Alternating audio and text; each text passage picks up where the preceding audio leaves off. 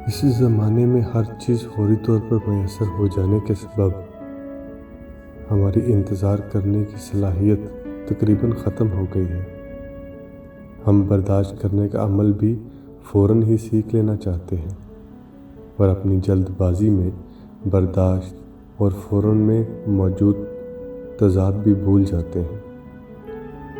جن چیزوں سے ہم چھٹکارا پانا چاہتے ہیں ان میں سر فہرست تکلیف سے رہائی ہے۔ دانت کے درد سے لے کر دل ٹوٹنے تک ہمیں ہر شے کا فوری علاج چاہیے۔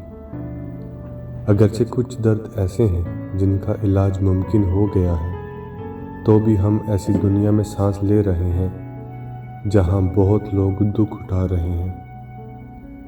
اس شدید جذباتی اور جسمانی دکھ کے لیے جو ایوب جھیل رہا تھا، اسے فوری جوابات ملنے کی کوئی توقع نہیں تھی، لیکن آخر میں جس چیز نے ایوب کے صبر کا پیمانہ لبریز کیا وہ اس کا دکھ نہیں بلکہ یہ لا علمی تھی کہ اسے یہ دکھ کیوں اٹھانا پڑ رہا ہے۔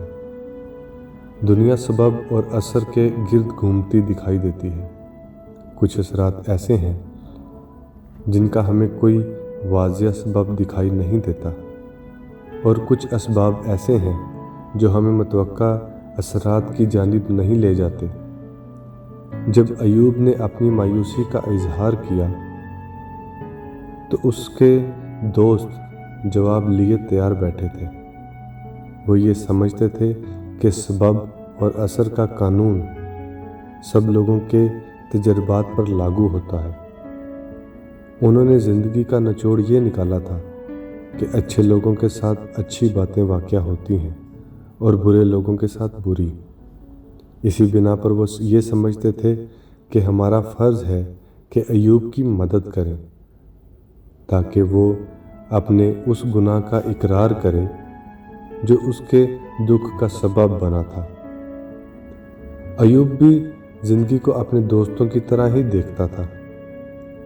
اس کی سمجھ سے یہ باہر تھا کہ میں اس قدر دکھ کیوں اٹھا رہا ہوں، جبکہ میں نے کوئی ایسا کام نہیں کیا جس کے لیے میں ایسی سزا کا حقدار ہوں۔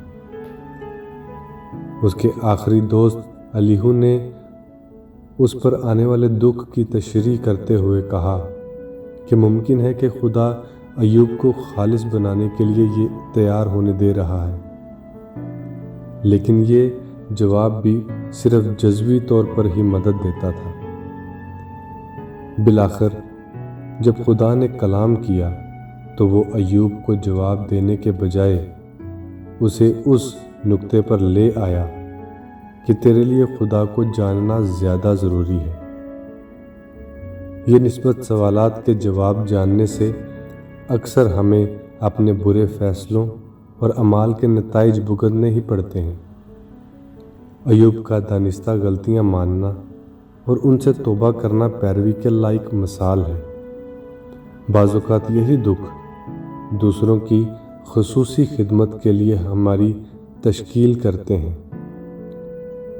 بعض اوقات ہمیں اپنے دکھوں کے اسباب کا علم نہیں ہو پاتا۔ ایسی حالت میں جب کہ ہمیں اپنے سوالات کے جوابات کا علم نہیں، کیا ہم خدا پر بھروسہ رکھنے کے لیے تیار ہیں؟ خدا کو جاننا اپنے سوالات کے جوابات جاننے سے افضل ہے۔ خدا نہ تو بے قاعدہ ہے اور نہ ہی بے نیاز۔ تکلیف کا سبب ہمیشہ سزا نہیں ہوتی۔ آمین۔